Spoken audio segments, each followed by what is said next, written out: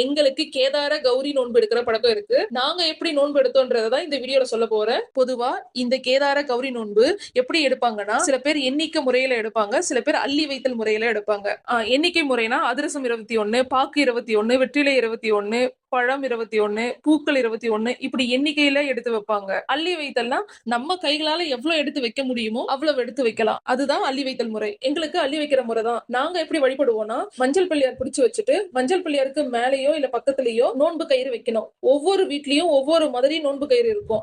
எங்க வீட்டுல சிகப்பு நோன்பு கயிறு தான் வைப்போம். அது கூடவே கண்ணாடி, சீப்பு, வளையல், காதோலை, கருகுமணி இது எல்லாத்தையும் பிள்ளையார் பக்கத்துல வச்சிருவோம். ரெகுலரா நம்ம படையல் போடுற மாதிரி 3 இலை போட்டு நடு இலையில வெண்பொங்கல், வெண்பொங்கலுக்கு மேல தயிர், வெல்லம், வாழைப்பழம் வச்சிடணும். விரதம் இருக்கிறவங்க இந்த வெண்பொங்கலை சாப்பிட்டு தான் விரதத்தை நிறைவு செஞ்சுக்கணும். இந்த வெண்பொங்கலை வீட்டுல இருக்க பெரியவங்களுக்கோ இல்ல குழந்தைகளுக்கோ கொடுக்க கூடாது. விரதம் இருக்கவங்க மட்டும்தான் இதை சாப்பிடணும். அதுக்கப்புறம் பாயாசம், வடை, நாங்க நோன்புக்கு அதிரசமும் தட்டையும் செய்வோம். இலையில அதிரசம் தட்டையும் வச்சுட்டு மீதி இருக்க 2 இலையிலும் சாதம் வச்சிடுவோம். தீப தூப ஆராதனை காட்டிட்டு நோன்பு கயிறு எடுத்து என் கழுத்துல போட்டுட்டு அதுக்கப்புறம் அந்த நடு இலையில வச்ச வெண்பொங்கலை எடுத்து சாப்பிட்டுட்டு என்னோட விரதத்தை நான் நிறைவு செஞ்சுக்கிட்டேன். இந்த நாள்ல தான் பார்வதி தேவி விரதத்தை முடிச்சதும் சிவபெருமான் அவருடைய உடல்ல பாதிய பார்வதி தேவிக்கு தந்து அர்த்தநாரீஸ்வரராக காட்சி தந்தாராம். பார்வதி தேவியின் இன்னொரு பெயர் தான் கௌரி. இந்த கேதார கௌரி விரதத்தை பெண்கள் கடைபிடித்தாங்கன்னா கணவனை ஒருபோதும் பிரிய மாட்டார்கள் என்பது ஐதீகம். இந்த வீடியோ பிடிச்சிருந்தனா லைக் பண்ணுங்க, சப்ஸ்கிரைப் பண்ணாதவங்க சப்ஸ்கிரைப் பண்ணிடுங்க. மீண்டும் சந்திப்போம்.